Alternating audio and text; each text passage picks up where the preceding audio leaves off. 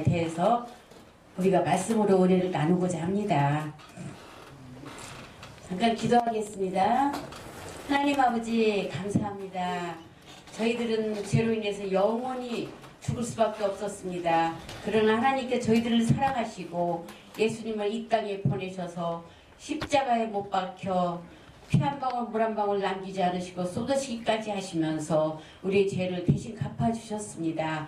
그런 복받은 그 큰 은혜를 받은 저희들은 이 세상에 살아갈 때 어떻게 살고 있습니까? 그 은혜를 잃어버리고 내 욕심 채우면서 내 마음대로 살 때가 너무나도 많습니다. 아버지 용서해 주시고 오늘 말씀을 듣고 말씀을 깨달아서 정말 앞으로는 하나님의 그 큰 은혜를 생각하며 하나님 말씀대로 순종하는 삶을 살 수 있도록 인도해 주시기만을 간절히 원합니다. 부족한 종 세우셨으나 성령님께서 도구로 삼으시고 성령님께 직접 말씀을 전하시고 역사해 주셔서 전하는 자나 듣는 자가 다 은혜 시간이 될 수 있도록 우리 지금 축복하시기를 간절히 원하오며 감사드리고 예수님 이름으로 기도드렸습니다. 아멘. 아멘. 하나님이 우리에게 주신 복은 너무너무 많지요. 셀 수가 없을 정도로 많아요. 성경에도 보면 창세기 1장 1절부터 요한계시록 마지막 절까지 하나님의 복이 담겨있지 않은 곳은 없습니다. 그러나 이러한 복은 그냥 가만히 있어도 받을 수 있나요? 저절로 우리에게 뚝 떨어지나요? 아니죠. 우리가 침노에서 빼앗아 와야 돼요. 왜냐하면 원수마귀가 하나님께서 우리를 위해 예비한 모든 것을 누리지 못하도록 막고 있기 때문에 우리는 침노에서 싸워서 뺏어와야 그 복을 누릴 수가 있습니다. 신명기 28장 12절 13절에 보면 여호와께서 너를 위하여 아름다운 보물 창고 곧 하늘을 여시고 내 땅에 철을 따라 비를 내리시며 내 손으로 하는 모든 일에 복을 주실 것이므로 내가 많은 민족에게 꾸어주기는 하여도 꾸지는 않을 것이다. 오늘 내가 내게 명령하는 여호와 내 하나님의 명령을 듣고 이게 중요하죠. 지켜 행하면 여호와께서 너를 머리가 되게 하시고 꼬리가 되지 않게 하시며 너를 위에만 있게 하시고 아래에 있지 않게 하시리니라고 말씀하셨어요. 어떻게 하면 복 받는지 아셨죠? 한마디로 우리가 사람들이 다 누구나 자기가 가장 아끼는 보물이 있을 거예요. 무슨 보석이 아니래도. 근데 다 달라. 다 사람들이 아끼는 게 하나씩 다 있을 거예요. 우리 김명성 권사님은 권사님에게 가장 귀한 보물이 뭐예요? 예, 예수님이죠. 예수님. 우리에게 가장 귀한 보물은 우리 크리스찬들은 예수님이 돼야 돼. 세상에 뭐 어떤 뭐 자녀, 아들, 특히 엄마들 아들이 제1호, 보물 1호라고 그러지. 근데 아니에요. 그 아들을 복받게 하려면 내가 하나님을 첫째 1호로 삼아야 돼. 그래서 하나님께 주신 그 보물, 예수님을 우리는 정말 믿고 따르면서 예수님 말씀대로 살아야 돼. 우리는 하나님께 주신 상속을 알고 그 은혜를 손에 쥐고 앞을 향해 달려가야 됩니다. 우리는 복을 받기 위해서 태어났어요. 하나님이 우리를 복 받고 살게 하기 위해서 만드셨잖아요. 그런데 죄 때문에 복을 못 받았잖아요. 달리기 시합하는 선수들은 어떻게 해요? 스타트 라인에서 준비하고 딱 섰다가 호주에서 저희 손자가 초등학교 1학년이거든요. 전부 호주 애들이 지 혼자 한국인인데 쫙 라인 앞에 섰더라고요. 섰는데 다리들은 그냥 섰는데 얘는 그냥 딱 이렇게 폼 잡고 막 엎드려 이러고 서 있는 거야. 애들이 다 쳐다보는 거 이상하다 싶어가지고. 그런 욕심이 있어야 되겠죠. 스타트 라인에 준비하고 있다가 어떻게 해요? 운동장에서 총을 빵 쏘죠. 시를 하면 뛰어야 돼. 아주 전심전력을 다해서 뛰어야 돼요.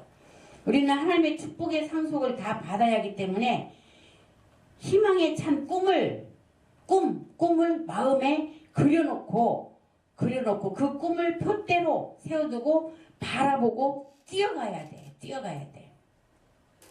우리 마음대로 뛰는 것이 아니라 내 마음대로 뛰는 것이 아니라 하나님께서 지시하셔서 가라고 하는 그 길로만 뛰어가야 돼요. 그 길은 뭐예요? 하나님 말씀이죠. 말씀대로 우리가 뛰어가야 돼요. 우리는 항상 마음에 희망에 찬 꿈을 그리면서 살아야 돼. 그냥 무턱대고 아무렇게나 날마다 살아가면 안 돼요. 우리 어린이들 다 꿈이 있죠? 소망이 있죠? 우리 초딩들 꿈이 있죠? 아, 나는 나중에 경찰관이 될 거야. 나는 뭐 대통령이 될 거야. 이런 꿈이 다 있잖아요. 그런 희망찬 꿈을 그리면서 살아야 돼요. 하나님께서 우리에게 주기로 약속하신 그 희망상을 하나님께서 우리에게 주시기로 약속. 그러니까 성경을 알아야 돼. 어떤 약속을 하셨는지. 그 약속 중에 내가 하나를 택해서 꿈으로 삼고 그 꿈을 그려가면서 살아야 돼요. 그리고 그 꿈을 향해서 달려가야 돼. 하나님께서 이리로 오면 은혜를 주시겠다고 하셨는데 성경에서 저쪽으로 가면 어때요? 받을 수가 없잖아요. 그죠? 하나님이 가라는 대로만 가야 돼. 가라는 대로. 바라봐야 또 그 꿈을 바라봐야 내 거가 되죠. 꿈을 세워놓고 뭐 신경도 안 쓰고 바라보지도 안 하고 달려가지도 않으면 아무 소용이 없는 거예요.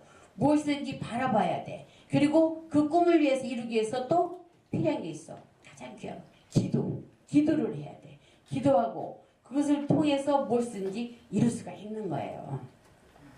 바라보지 않고는 어디로 가야 하는지도 모르고 목적도 방향도 없이 방황만 하다가 결국 실패하고 말아요. 여호수아 1장 2절에 4절 보면 내 종 모세가 죽었으니 이제 너는 이 모든 백성과 더불어 일어나 이 요단을 건너 내가 그들 곧 이스라엘 자손에게 주는 그 땅으로 가라. 내가 모세에게 말한 바와 같이 너희 발바닥으로 밟는 곳은 모두 내가 너에게 주었노니 곧 광야와 이 레바논에서부터 큰 강 곧 유브라데 강까지 해쪽 서구 온 땅과 또 해지는 쪽 대해까지 너희 영토가 되리라고 말씀하셨어요. 하나님께서 이렇게 축복의 말씀 많이 주셨어요. 하나님께서는 모세를 이어서 백성을 인도할 여호수아에게 백성들과 더불어서 어디로 가는지를 분명히 알고 뛰어가라고 명령하셨어요. 하나님은 앞으로 소유할 땅을 미리 바라보라고 말씀하신 겁니다. 그러므로 우리가 꿈을 가지고 바라봐야 돼요. 바라보면 믿음이 생겨요. 꿈이 있으면 믿음이 생기는 거예요. 아, 하나님이 이 꿈을 이뤄주실 거다. 이런 믿음을. 이처럼 꿈과 믿음은 친형제처럼 같이 따라다녀요. 로마서 4장 17절 18절에 보면 기록된 바 내가 너를 많은 민족의 조상으로 세웠다 하심과 같으니 그가 믿은 바 하나님은 죽은 자를 살리시며 없는 것을 있는 것으로 부르시는 이시니라. 없는 것을 있는 것으로 부르신다고 그랬어. 죽은 자도 살리시는 하나님이시라고 그랬어. 아브라함이 바랄 수 없는 중에 바랄 수가 없는 그런 거를 바라고 믿었어. 믿었으니 이는 내 후손이 이같으리라. 하신 말씀대로 많은 민족의 조상이 되게 하려 하심이라고 말씀하셨어요. 바랄 수 없는 것을 바라고 믿었다는 것은 아브라함이 꿈을 꾸고 바라보았다는 것입니다. 그래서 결국 믿음의 조상까지 됐잖아요. 그는 불가능한 것을 상상하고 불가능한 것을 상상하면서 꿈을 꾼 거예요. 그렇게 꿈을 꾸고 나니 또 믿음이 생겼어. 결국엔 그 꿈을 이루게 되었잖아요. 이 세상을 살면서 우리가 가장 바라봐야 할 것은 뭘까요? 예수님의 갈보리 십자가를 바라봐요. 십자가. 예수님을 바라봐야 돼요. 응? 갈보리 십자가 밑에 나아가서 우리를 위해서 몸이 찢기고 피 흘려 죽으신 예수님을 바라봐야 됩니다. 그러므로 히브리서 12장 2절에는 믿음의 주요 또 온전하게 하시는 이인 예수를 바라보자. 그는 그 앞에 있는 기쁨을 위하여 십자가를 참으사 부끄러움을 개의치 아니하시더니 하나님 보좌 우편에 앉으셨느니라고 말씀합니다. 우리는 예수님을 바라보고 예수님께서 주시는 은혜를 우리의 삶의 출발점으로 삼아야 됩니다. 출발하기 전에 우리가 예수 그리스도의 은혜로 어떤 사람이 되었는지를 알아야 돼. 내가 어떤 사람, 예수 믿고 나서 나 어떤 사람인가 여러분 다 알죠? 거룩한 의인이 됐잖아. 하나님의 자녀가 됐잖아요. 그래서 당당하고 담대하게 날마다 살아가야 돼. 우리는 무엇보다도 먼저 주님이 주시는 대속의 은혜, 죄를 용서받은 그 은혜를 바라봐야 돼. 바라봐야 돼. 대속의 은혜를 꿈꾸고 바라보면 그 꿈이 이루어집니다. 우리 어릴 때 시골에서 보면 닭을 많이 키우잖아요. 닭장 크게 지어가지고. 그러면 닭이 알을 낳으면은 그 알을 품잖아요. 품으면 며칠 만에 병아리가 깨어나오나요? 21일, 21일 만에 병아리가 태어납니다. 이처럼 우리가 꿈을 마음에 품고 있으면 언젠가는 반드시 그 꿈은 우리도 병아리가 되어서 깨어나게 되는 것입니다. 우리가 꿈이 없이 살면 유정란이 아닌 무정란을 품고 사는 것과 똑같아. 알이 없는 계란을 품고 있으면 백날 품고 있어도 병아리가 태어나지 않잖아요. 그러면 우리가 하나님의 말씀으로 꿈을 마음에 품으면 꿈은 반드시 이루어집니다. 그것을 잘 키우고 못 키우는 것은 그 이후에 병아리가 깨어난 이후의 문제이고, 어쨌든 꿈꾸는 자는 반드시 열매를 맺게 됩니다. 꿈하면은 성경에서 누구를 생각해요? 요셉 어릴 때부터 꿈꿔왔잖아요. 그 꿈으로 인해서 얼마나 많은 고난을 당했어요. 그래도 요셉은 그 꿈을 믿었어. 끝까지 믿고 바라보고 달려갔어. 그래서 국무총리가 돼 자기 민족을 다 구원시킨 그런 훌륭한 요셉이 됐잖아요. 그래서 불가능한 것 같아도 하나님 말씀은 우리가 붙들고 꿈을 꾸고 그 꿈을 바라보면서 기도하면서 달려가면은 반드시 이루어진다는 것을 여러분들을 믿으시기 바랍니다. 아멘. 우리가 꿈을 마음속에 품고 목표를 가지고 열심히 기도하고 나아가면 오히려 그 꿈이 우리를 이끌고 가. 꿈이 우리를 이끌고 가요. 꿈과 목표를 분명히 할 때 성공적인 인생을 살아갈 수가 있는 것입니다.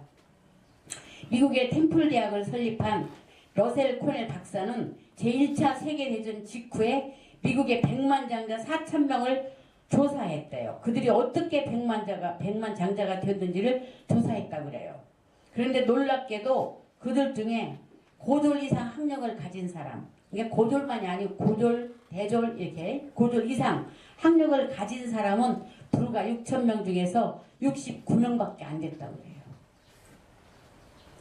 대부분이 남들보다 열악한 환경에서 성장한 사람들이었어요. 백만장자가 된 사람들은. 공부를 많이 해야만이 백만장자 되고 출세하는 게 아니라고요. 하지만 그들은 평범한 사람들과는 다른 몇 가지 공통점을 가지고 있었어요. 조사한 결과 공통점. 그게 뭐냐? 그걸 가르쳐 드릴 테니까 우리 젊은이들은 그대로 실천하세요. 대답해요. 첫째, 그들은 뚜렷한 목표를 가지고 있었어. 그래서 그 방황하지 않고 그 목표를 향해서 달려나가는 사람들이었어. 둘째, 그들은 뜨거운 열정이 있었어. 목표 가지고, 열정을 가지고. 응? 늦잠 자고, 걸음도 느릿느릿 걷고, 일도 잘하지 않고, 백만장자가 될 수 있을까요? 절대로 없습니다. 다른 사람보다 더 일찍 일어나고, 더 적게 먹고, 더 열심히 뛰고, 부지런해야 남보다 나아지는 것입니다.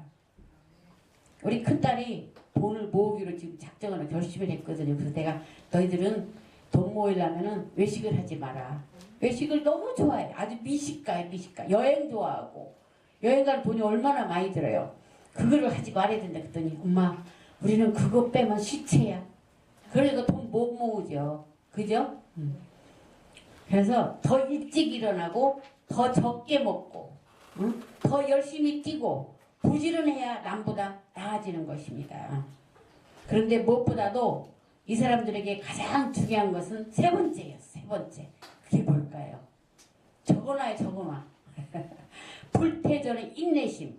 불태전. 그게 무슨 뜻일까? 불태전.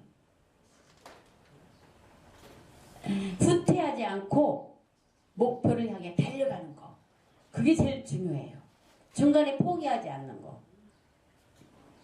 이처럼 뚜렷한 목표를 가지고 뜨겁게 소원하며 나아가는 것이 성공의 출발점입니다. 우리도 뚜렷한 목표를 가지고 열정과 소원을 가지고 기도하며 인내하고 나아갈 때 예비하신 약속의 땅을 얻을 수가 있습니다. 예비하신 약속의 땅은 어딜까요? 전국을 얻을 수가 있습니다. 또한 우리는 하나님의 마음을 알아야 돼요. 우리는 일반적으로 사람들은 그래요. 하나님은 두려운 분인 줄 알아. 무섭게 생각해요. 심판하시는 하나님이라 생각하고 무서워하죠. 하나님은 굉장히 까다롭고 조그만 죄만 있어도 혼내시는 하나님이신 줄 알죠. 그래서 힘든 분이라고 생각하는 사람 많아요. 그런데 이거는 부정적인 생각이에요. 부정적인 이미지와 생각을 많이 가지고 있는 사람들이에요. 우리도 모르는 사이에 사단이 끼어들어서 그런 부정적인 마음을 갖게 하고 하나님과 우리 사이를 가로막고 있는 거예요. 절대로 부정적인 생각을 버려야 됩니다. 그러나 하나님은 실제로 그런 하나님이 아니에요. 하나님은 사랑이 많으신, 자비로우시고 인자하신 하나님이십니다.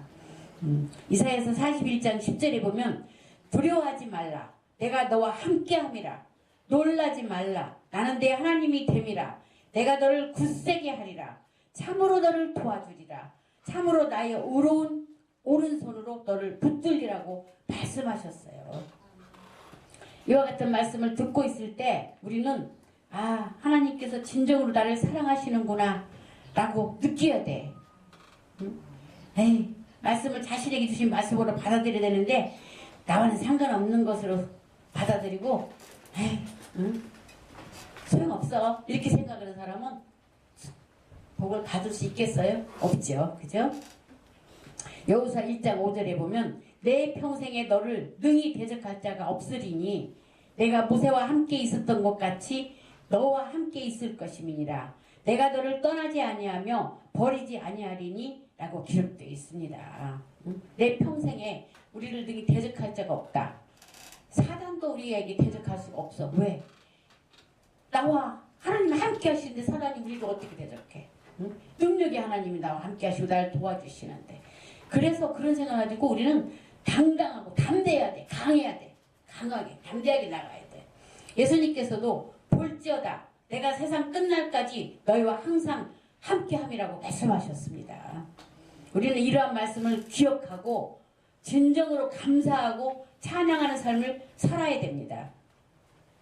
이렇게 힘이 되는 성경 구절들은 늘 마음으로 암송하고 입술로 고백하면서 그것을 상상하고 감사하면 이 말씀들이 우리에게 굉장한 힘이 됩니다. 위로가 됩니다. 하나님은 우리를 향한 좋은 뜻을 가지고 계십니다. 하나님은 우리가 잘 되기를 원하실까요? 아닐까요? 원하시죠.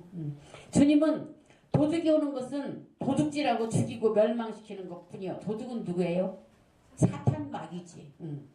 그리고 내가 온 것은 예수님이 온 것은 양으로 생명을 얻게 하되 풍성히 얻게 하려 왔노라고 말씀하셨어요. 주님은 우리에게 풍성한 생명을 주시기 위해서 오셨습니다. 시편 23편에 사망의 음침한 골짜기를 다녀도 해를 두려워하지 않은 것은 지팡이와 막대기를 가지고 하나님께서 우리와 동행하시고 원수 앞에서는 진수성찬을 차려 먹게 하시고 기름으로 내 머리를 바르시고 내 잔이 넘치게 만들어 주신다고 말씀하셨어요. 이처럼 성경 곳곳에서 좋으신 하나님의 마음을 말씀하고 계십니다. 이런 분이 누구예요? 우리들의 아버지야, 아버지. 아버지는 자녀들을 위해서 좋은 걸 주시기를 원하시는 분이 아버지거든. 이제 우리를 향한 하나님의 마음을 알았으니 마음을 강하고 담대히 해야 됩니다. 마음에 두려움을 가지면 아무 일도 할 수 없습니다. 성경에는 두려움 말라는 말씀이 몇 번 나왔을까? 모르지. 365번. 1년. 딱 1년이죠? 매일매일 하나님은 두려움 말라고 말씀하시는 거예요. 그래서 의미가 있죠? 그래서 저희 가족들 얘기를 해서 좀 그렇지만 우리 큰딸이 지금 출산 휴가를 마치고 6월 19일 날부터 출근하거든요. 그런데 휴가를 하기 전에 수간호사 보줄 사람인데 아주 까다로운 사람이래요. 그래서 좀 안 좋게 헤어지고 휴가를 받은 거예요. 근데 병원에서 며칠 뒤에 전화가 왔대요. 간호사들이. 우리 딸을 별르고 있대요. 전화 오기만 해봐 가만 안 둔다고. 그리고 또 남자 간호사가 친한 간호사가 있는데 한국 여자 결혼했거든. 그 간호사도 우리 딸이 출근하기 전날 싸우고 그만두기로 했대요. 그 수간호사하고. 그러니까 얘가 갑자기 사단이 주는 거죠. 두려움이 막 와가지고 몸이 막 이 심장이 막 쪼그라드는 그런 상태가 온 거예요. 그래서 기도해달라고 전화가 왔어요. 그래서 그 사단이 너를 지금 그렇게 부정적인 생각을 갖게 하고 그게 심장 쪼그리게 만들었으니까 우리 기도하자. 강하게 하자. 우리 4명이서 기도하자. 그랬더니 그 다음날 엄마 마음이 편해졌어요. 그래요. 그 불안한 마음은 절대 사단이 주는 거예요. 그래서 두려워하면 안 돼. 두려워 말라고 365번 성경에 기록되어 있습니다. 우리에게 이 말씀을 하루에 한 번씩 한 것과 마찬가지라고 그래요. 하나님은 무엇이든 두려워하는 사람을 사용하실 수가 없어요. 이스라엘 백성들이 가나안에 살 때 한 번은 미디안 백성들이 이스라엘을 멸하기 위해서 군대를 거느리고 쳐들어왔잖아요. 그죠? 그때 기드온이 사사로서 하나님의 소명을 받았습니다. 기드온이 나팔을 부니 지원병들이 모여왔는데 32,000명이 모여왔어요. 그러나 하나님께서는 기드온에게 두려워하는 자는 돌려보내라고 명령하셨어요.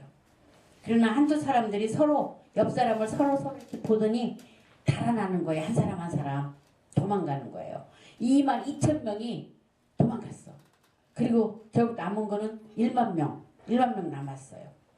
그런데 그 중에서도 용기 있는 300명의 용사만 가지고 하나님은 그 용사 300명으로 이스라엘을 구원시키신 거예요.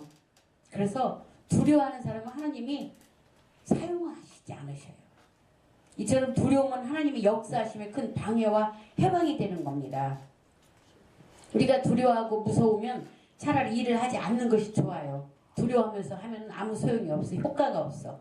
능력이 안 올라. 그러나 하나님께 기도하고 의뢰를 받으면 강하고 담대한 마음이 생겨납니다. 아무리 기도해도 두려움으로 마음이 떨리면 응답받지 못한 것입니다. 하나님의 응답이 온 제일 큰 증거는 마음의 평안입니다. 마음이 평안해지고 고요하고 담대해지면 이미 응답을 받아 승리하게 됩니다. 여호수아 1장 7절에서 8절에 보면 내가 내게 명령한 것이 아니냐 강하고 담대하라 두려워하지 말며 놀라지 말라 내가 어디로 가든지 내 하나님 여호와가 너와 함께 하느니라 하시니라고 말씀합니다. 하나님께서 함께 하신다는 것은 형통한다는 말과 똑같은 것입니다. 형통한 사람은 하나님과 같이 있고 하나님이 같이 계신 사람은 형통함이 있다는 뜻이라는 거예요. 매주일 교회에서 예배드리고 주님을 잘 섬기면 일주일 내내 하나님께서 같이 계심으로 우리는 누구든지 형통합니다. 하나님을 떠나서 자기 마음과 자기 생각으로 살겠다고 하는 사람은 주일까지 아무리 애를 쓰고 일해봐도 별로 형통하지 못해요.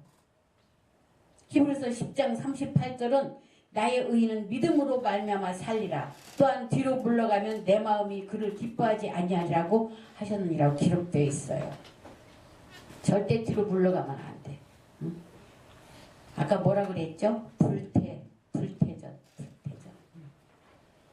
하나님을 믿고 말씀 위에 털을 잡고 섰으면 약속하신 말씀이 이루어질 것을 믿고 밀고 나가야 됩니다. 뒤로 물러나서 포기하면 하나님께서 기뻐하시지 않습니다. 믿음으로 전진하기 위해서는 하나님의 말씀을 입으로 시인해야 돼요. 입으로 시인해야 돼요. 우리가 입으로 시인하면 하나님의 말씀이 우리와 같이 있는 것입니다. 입술로 말씀을 시인하지 않으면 말씀도 놓치고 하나님의 축복도 놓쳐버리게 됩니다. 우리 입술의 고백과 시인은 늘 긍정적이어야 됩니다. 우리가 입술로 내 영혼이 잘됨 같이 범사에 잘되면 강건해진다고 자꾸 고백하고 시인하면 이것이 우리의 마음을 꽉 붙들어줘 믿음이 생기게 됩니다. 그래서 그 말씀대로 이루어지는 거예요. 마음에 믿는 것을 입으로 시인하면 그 믿음이 더 견고해지는 것을 잊지 마시기 바랍니다. 또한 히브리서 4장 12절은 하나님의 말씀은 살아있고 활력이 있어 좌우의 날선 어떤 검보다도 예리하여 혼과 영과 홑 및 관절과 골수를 찔러 쫓기까지 하며 또 마음의 생각과 뜻을 판단하느니라고 기록되어 있습니다. 하나님의 말씀은 살아있습니다. 능력이 있습니다. 하나님의 생명이 그 속에 들어있는 것입니다. 하나님의 말씀을 우리가 입으로 시인하면 말씀이 살아서 우리 안에서 역사하십니다. 로마서 10장 10절은 사람이 마음으로 믿어 의에 이르고 입으로 시인하여 구원에 이르느니라고도 기록되어 있잖아요. 잠언 18장 21절은 죽고 사는 것이 혀의 힘에 달렸나니 혀를 쓰기 좋아하는 자는 혀의 열매를 먹으리라고 말씀합니다. 그러므로 마음으로 바라보고 믿는 것을 입술과 혀로 시인함으로 우리는 더 큰 복을 얻게 되는 것입니다. 몸이 아프면 어떻게 해야 돼요? 주의적에게 먼저 기도를 받으세요. 안수를 받고 나서 그냥 싹 잊어버리고 가는 게 아니고 저가 채찍에 맞음으로 내가 나음을 입었다라는 말을 계속 하세요. 수천 번, 수만 번 입술로 시인하고 고백하십시오. 그 말씀이 살아있기 때문에 치료 역사가 강하게 이루어져서 결국 치료받게 되는 것입니다. 복을 받아서 물질적으로 성공하기를 원하는 사람은 하나님께서 나와 같이 계심으로 손을 대는 곳마다 형통한다. 나는 예수 이름으로 형통한다라고 자꾸 입으로 부르짖으세요. 시인하시면서. 그러다 보면 얼마 지나지 않아 주위에 형통한 일들이 생겨날 것입니다. 만일 그렇지 않고 나는 못해. 안 돼. 난 돈도 없어. 가난해. 이렇게 자꾸 입으로 하면 정말 그대로 됩니다. 그대로 돼.